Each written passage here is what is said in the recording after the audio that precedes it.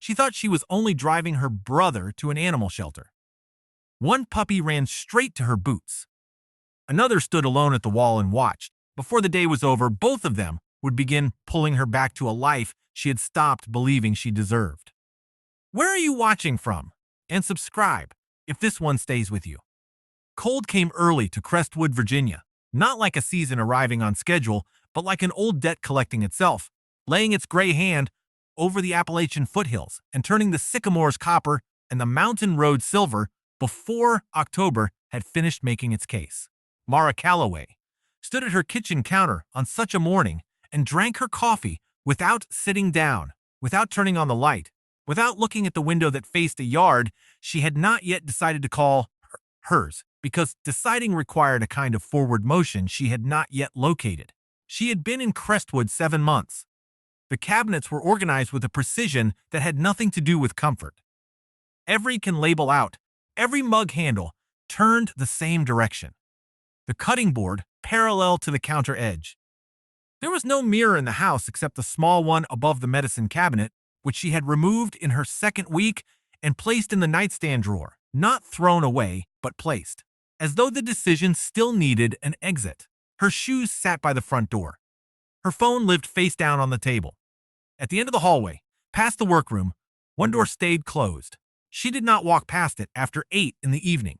She had given it no name, and the absence of a name was itself a kind of name. Mara was 41. 14 years as a special agent in the FBI's Crimes Against Children unit in Washington, D.C. Dark hair cut shorter than vanity required. Eyes the color of sky before rain. The kind that missed little and invited less. She worked remotely now, entering data for an insurance company in Richmond, a job requiring no meetings, no explanations, no being present in any sense that mattered. On a Thursday morning in mid-October, her phone buzzed face up because she had forgotten to flip it. Daniel calling. She watched his name through 2 full rings, which was one longer than she usually waited, and then answered, because Daniel was the one gap in her architecture she had never fully managed to close.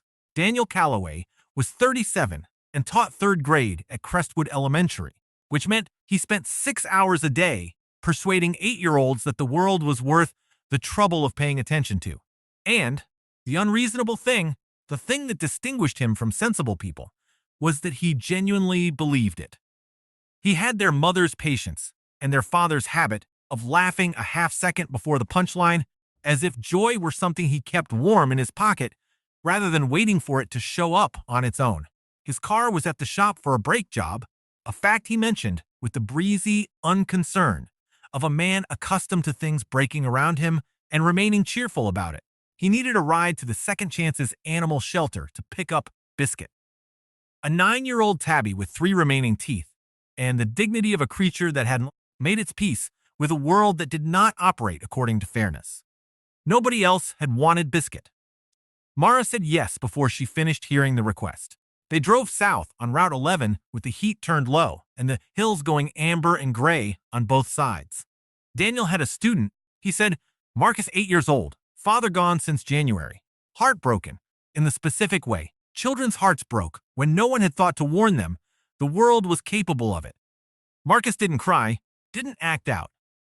Simply sat at the edge of the playground, each recess, and watched the other children with the patience of an old man waiting for a bus he had privately concluded was never coming. I don't know what to say to him, Daniel said. So most days I bring 2 cups of chocolate milk and sit next to him. Mara kept her eyes on the road. Does he say anything? Yesterday he asked if I had a dog. A pause. I don't. I know. He said I should get one. The shelter appeared around a long bend, a low brick building with a green awning and a hand-painted sign whose letters had faded unevenly, as though certain ones had been rained on more than the others and had simply accepted it. Mara pulled in and cut the engine. This place always makes me feel 2 things at once, Daniel said. Mara looked at the building. I only feel one. Daniel looked at her for a moment.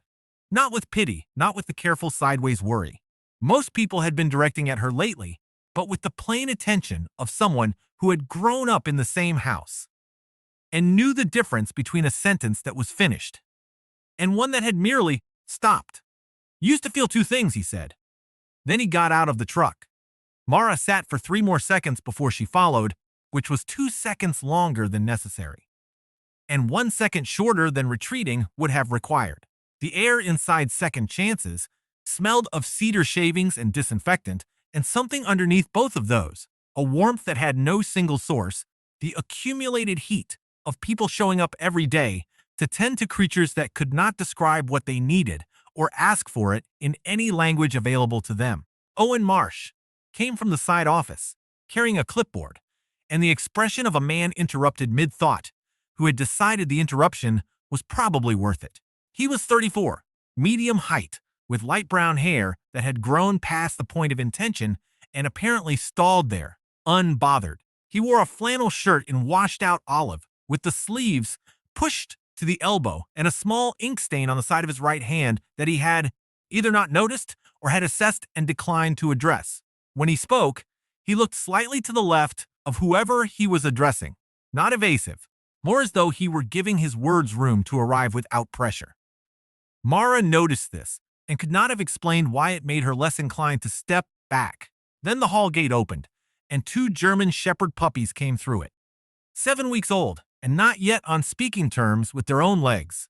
The first came straight for Mara, with the full-body conviction of a creature that had never once entertained the possibility of not being welcomed. Black and tan, one ear folded sideways in permanent cheerful defiance, belly round, paws absurdly large, a small ambassador of chaos arriving at her boot and seizing the lace with the solemn purpose of someone who understood that great work required total commitment. The second stayed at the wall. Darker along the back, leaner through the chest, amber eyes doing something more considered than looking, assessing the way a person assessed a room before deciding whether to enter it. He stood very still and watched Mara with an attention she recognized the way a person recognized their own handwriting on an envelope they did not remember addressing. "The one redecorating your boot is Sonny," Owen said, looking slightly left. "The one at the wall is Ghost." He told her the rest without editorial. Same litter, found under an abandoned outbuilding after a cold snap, Sonny on top of Ghost like a blanket. Shelter at capacity. Deadline tomorrow. Sonny had interest from 2 families. Ghost had none. If they couldn't be placed together, they would be separated. Mara looked at Ghost. Ghost looked back, still and unhurried, with the particular composure of an animal that had already made its adjustments for the likely outcome. "I should find my brother," Mara said. She did not move. Owen set the forms on the counter without asking how much time she needed, which Mara appreciated in the wordless way she appreciated most things. By not mentioning it, she had signed warrants and evidence logs and official statements that closed cases, and others that could not close them, no matter how many signatures they collected. Her hand had not hesitated on any of those. It hesitated now for one breath. A breath she took quietly and did not explain, and then it moved. When the last page was done, Owen placed 2 collars on the counter, yellow for Sonny, dark teal for Ghost, said nothing ceremonial, and pushed the stack of copies toward her.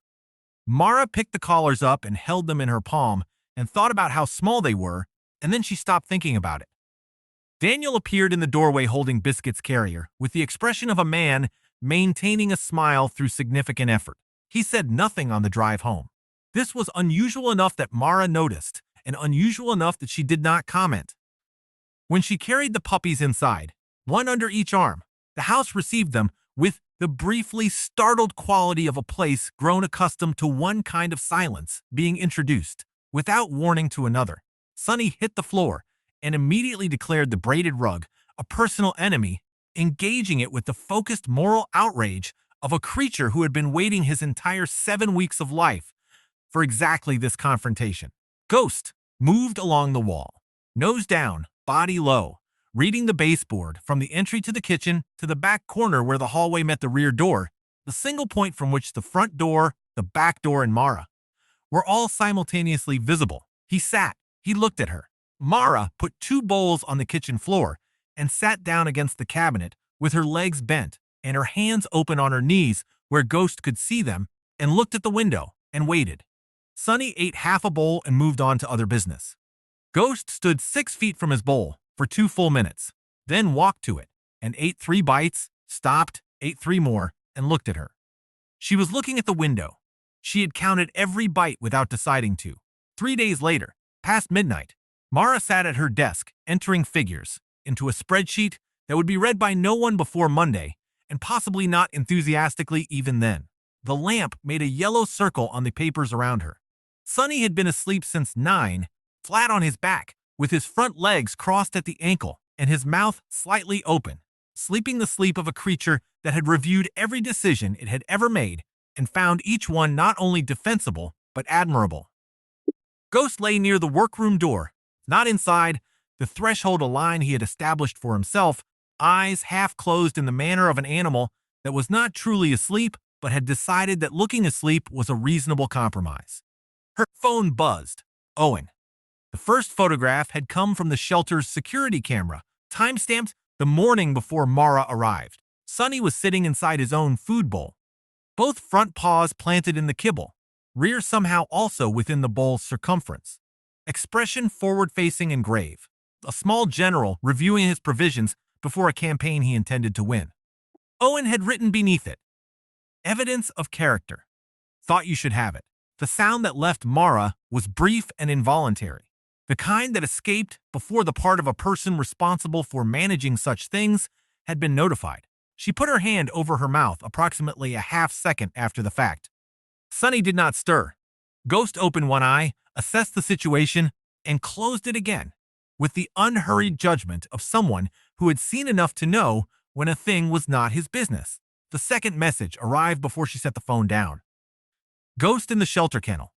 Body curled tight on a folded blue blanket, muzzle between his paws, eyes open and fixed on something past the frame of the camera, or through it toward a country the lens could not reach. Owen. He stood from 2 a.m. until we opened. Didn't make a sound. Just faced the door. Mara read it once, then again. She set the phone down. She thought of a January evening in a suburb of Washington, a stairwell, the specific weight of a small pink backpack in her hands. She did not think further than that. She did not turn the screen off, and its glow held the edge of the desk in pale light until nearly 2 in the morning.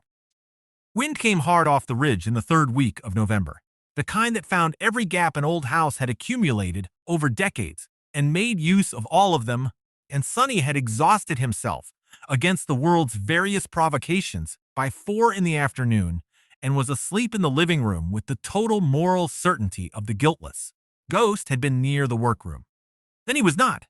Mara found him in the hallway, lying 6 inches from the closed door at the far end, chin on his front paws, eyes on the door, with the steady patience of an animal performing a duty that no one had assigned and no one could revoke. "There's nothing in there for you," Mara said. Her voice came out flat, in the way she had trained it to come out flat, across tables and in hallways, and in rooms where flatness was the only option that left her standing. Ghost did not look at her. He looked at the door. The wind pressed against the side of the house. Down the hall, Sonny snored in small wet installments, utterly unbothered by anyone's grief. Mara stood at the edge of the hallway, long enough for the cold draft under the back door to find her feet, long enough for the thing building in her chest to cross the line between ignorable and not. And then she walked forward and put her hand on the brass knob, which was cold in the way that rooms holding old things were always cold, as though the objects inside had slowly surrendered their warmth over months of being alone. The door opened with the resistance of something that had been closed long enough to lose the habit. The smell came first, paper and cold air, and underneath both, something faintly metallic that memory recognized ahead of reason.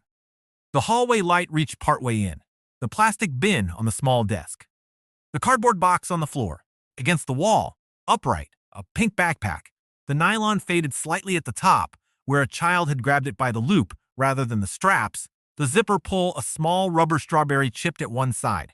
The case had closed without resolution. No family left to return it to. She had signed for it herself, the last line on the last page of a file that should not have ended the way it did. Mara stood in the doorway and felt the air go out of her in a long, quiet way, like something that had been held for a long time, finally putting itself down.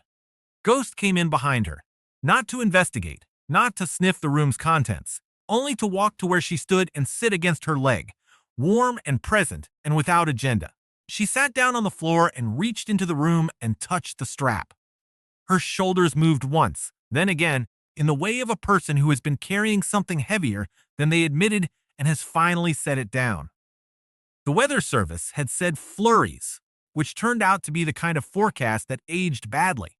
Because what came down on Crestwood that Saturday in December was not flurries, but a decision. Heavy, committed. The sort of snow that rewrote the yard and erased the fence line and turned the familiar woods behind the house into a pale country full of hidden mouths. Mara had left the living room window open 2 inches because Sonny liked to press his nose into the gap before bed and smell the evening, which was his right, and 2 inches seemed like a reasonable accommodation for a reasonable habit, until it wasn't. She heard the screen give a sharp scrape and knew before she reached the front of the house. The window pushed wide, snow driving across the sill, Sonny's prints in the fresh yard, heading straight for the fence line with the unwavering commitment of a creature who had identified a direction and declined to reconsider it. She pulled her coat from the hook. Then Ghost was at the door. He stood on the threshold with his nose working and his eyes following the direction of the prints, already softening, already beginning to fill. For a moment, Mara expected him to stop there. Ghost, who had spent 4 months measuring every room before entering it, who had never once moved without calculating the distance first. He shook once, not from cold, and then he left the porch, not frantically, not the way Sonny had gone, with his whole heart and no plan whatsoever, but with his head low and his body close to the ground, moving in a straight line toward the fence, toward the dark line of the trees, toward his brother. Mara's stomach dropped in a way that had nothing to do with the temperature. She called Daniel, 4 words, and Daniel said, "I'm coming," without a pause, using the voice he kept for moments when a child needed him, and deliberation was a luxury. She went in through the back gate and into the hardwoods. The flashlight made a white column. She fell once on a buried root, her knee finding stone with the blunt efficiency of cold nights everywhere, and was moving again before the pain had finished its introduction. Near a fallen oak on the east slope, the flashlight found them. Sonny in the sheltered hollow behind the trunk, shaking in slow waves, eyes dulled and confused. Ghost curved around him, back turned into the wind, fur packed white with snow, eyes open, finding her light without flinching. He had not moved from that position. He was not finished. Mara dropped to her knees and gathered them both against her chest, and said nothing, and bowed her head, and the storm continued its business around all 3 of them, indifferent and vast and ultimately beside the point. Owen came from the lower slope a minute behind Daniel, found the spare blanket in the truck bed, without being told where it was, and wrapped it around Ghost without commentary, the way people who were genuinely useful did things, quietly and without requiring acknowledgement. Dr. Carmen Reyes drove out the next morning in a truck that had clearly survived more than 1 difficult decade. With a medical bag repaired at one handle with electrical tape, the no-nonsense tenderness of a woman who had spent 30 years caring for things that could not describe their symptoms, and the specific directness of someone who had learned that the animals were rarely the only ones in the room who needed attending to. She checked Sonny, ears, gums, temperature, and declared him fine and also ridiculous. She checked Ghost more carefully, pressing along his ribs, watching the rise and fall of his chest, tilting her head in the manner of someone listening for something a stethoscope alone wouldn't catch. Then she looked up at Mara, over her square-framed glasses, with the expression of a woman delivering a secondary diagnosis. "Both dogs will be all right," she said. She closed her bag. "You look like you haven't eaten since yesterday." Mara said nothing. Dr. Reyes had not appeared to require a response and left without pressing for one. Ghost spent 2 days on a folded blanket in the corner of the bedroom, eating little, moving less. Sonny spent those same 2 days carrying toys to Ghost's blanket, a tennis ball, a knotted rope, a deflated squeaky hedgehog that had seen better days, and arranging them in a careful semicircle around the edges, as though establishing a perimeter of goodwill that required no acknowledgement to remain in force. Owen came with the kibble Dr. Reyes had recommended, then one afternoon with coffee from the Main Street bakery. Dark roast, no sugar, which he set on the counter without announcement, and then asked about Ghost's appetite, as though the coffee had been the afterthought. They sat on the kitchen floor because Ghost was more comfortable there, and Owen asked small questions in the manner of someone genuinely curious rather than filling silence, and said nothing about Washington, nothing about the FBI, nothing requiring explanation or defense. Then Mara said, "There was a girl." Owen's hand continued its slow movement along Ghost's ear. Her name was Lily. He said it back, not as a question, just as a man confirming receipt of something that mattered and intended to hold it carefully. She was 7. The last of the storm's snow slid from the roof outside in a long, quiet sheet, and the kitchen held all of them in the gray December light. And Owen did not say it wasn't her fault, which was the kindest thing he could possibly have not said. Daniel had a particular gift for presenting a foregone conclusion in the grammatical form of a request, so that by the time a person realized they were being organized rather than consulted, the organizing had already occurred. He described the Crestwood Community Hall fundraiser, a joint afternoon for the school and the shelter, the last Saturday of March. Not as something Mara might consider attending, but as something being built around her attendance, with the details provided afterward as a courtesy. She said no twice. She said it a third time to Daniel's voicemail. She found herself loading both dogs into the truck on a pale Saturday morning, with the roads still soft from a week of fall spring, which Daniel, had he been present for the moment, would have described as inevitable and probably already had. The community hall was a low building on Center Street with an American flag and a hand-lettered welcome sign, and the smell of old wood and coffee, and the specific warmth of a room where people had been gathering for decades for reasons both solemn and ordinary and did not need to explain themselves. Sonny identified the baked goods table within 11 seconds of entering the building and had to be redirected with the focused persistence of someone managing a very enthusiastic foreign dignitary. Ghost stayed within the radius Mara had come to recognize as his chosen distance, not pressed against her leg the way he had been in October, but present, his amber eyes moving through the room with the relaxed attention of an animal that had decided, at some point between the storm and this afternoon, that the world was not on balance organized against him. Walter Grimes sat alone in the chair by the far window, 79 years old, in a flannel shirt and suspenders, white hair combed carefully back from a face that carried the weather of decades. His hands rested on his knees with a slight tremor of age, and something older than age. His eyes were on the parking lot outside, fixed on a point that existed in a different year than the one everyone else in the room was occupying. Ghost left Mara's side. No command, no direction, no reason offered to anyone, including himself. He simply crossed the room through the noise and the people and the rearranged chairs and lay down against Walter's feet as though he had always intended to end up there and had simply been waiting for the correct moment. Walter's trembling hand found Ghost's head. Ghost closed his eyes. The room softened, not silent, only gentler, the way a room full of people became when something true happened in it that no one had planned for. A tear moved down the deep lines of Walter's face. "My boy used to sit like this with his dog," he said, barely carrying past his own breath. No one answered.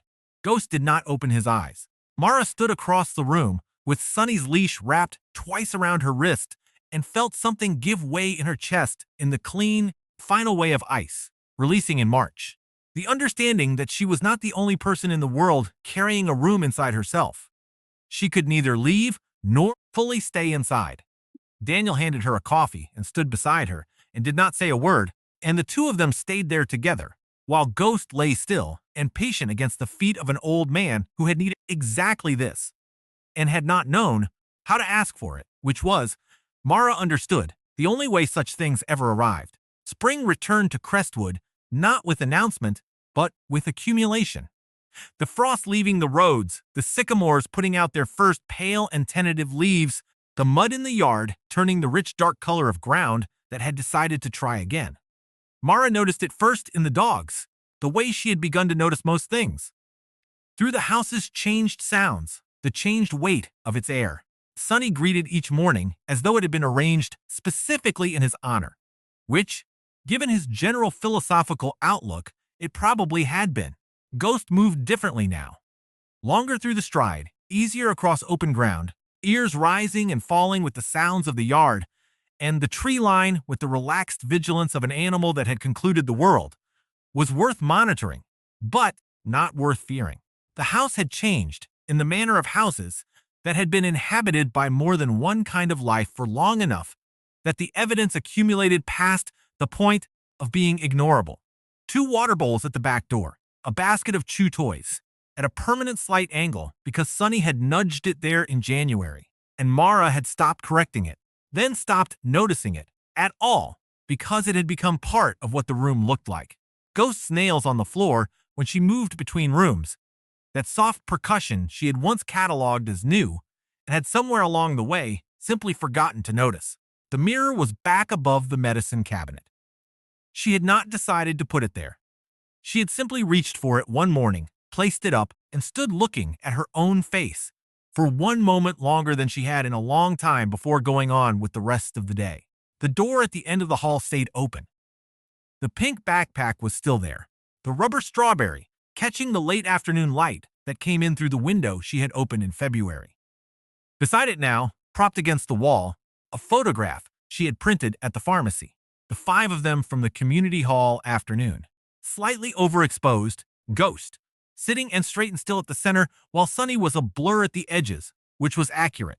On her laptop, an email from her former colleague Harris, part-time consult, Child Protective Unit, no pressure, had been in her inbox for 4 days. She had read it 3 times and done nothing else with it. On the first Saturday of April, Mara carried her coffee out to the porch, where Daniel and Owen were already on the steps, in the ease of people who had arrived somewhere, and stopped needing to explain their presence there. Sonny was asleep in a patch of sun, with his legs arranged in 4 directions, the portrait of a creature that had defeated winter and saw no reason to be understated about it. Ghost lay across Mara's feet, not for warmth, not from habit, but because it was the place he had chosen, and Ghost, once he chose something, did not revisit the decision lightly. Daniel was talking about Marcus. The boy had spoken in class last week, a full paragraph about his uncle's dog, unprompted, the whole class listening. He asked me again if I had a dog, Daniel said. Owen looked at the new green of the yard, the soft April light coming down through the trees, at the fence line. What did you tell him? That I was working on it. The hills to the west of Crestwood held their long blue line against the morning sky. Mara looked down at Ghost, who was looking up at her with the unhurried patience of an animal that was not waiting for anything because it already had what it had come for. Ghost breathed against her feet. The email waited. The door at the end of the hall stood open in the morning light, and the house, which had once been so quiet it seemed to be holding its breath, breathed around all of them now, warm and ungovernable and alive. Before we begin, tell us where you are watching from today. And if this story stayed with you, subscribe so you never miss the next one. Some people react here quietly, not all at once, a little more each day until the light. They rarely feel belong to someone they no longer recognize. Mara Caraway was one of the people. She had stopped looking in mirror. She had given her pain a locker room and refused to work as it after that. She had convinced herself that her breathing was enough. It was not enough, and somewhere inside her, she already knew. What changed her was not a person with the right word. It was not a perfect moment or a second chance hand to her clean and ready. What changed her was a frightened dog who lay down beside a door she could not open and waits, not demanding anything, not trying to fit anything, only refusing to leave her alone with it. That is the lesson you are carrying. Healing does not arrive on your cure. It does not look lonely or expect itself. Sometimes it comes as a smell, chambering things that you before you are ready to be chosen. Sometimes the bravest thing in the room is not the one cheering for what it is, the quiet ones that stay at the most button door you will ever face is not the one that leads somewhere new. It is the one you have been working past for years, telling yourself there is nothing there were appealing for. There is always something in there. You're just waiting for the right reason to turn the knob.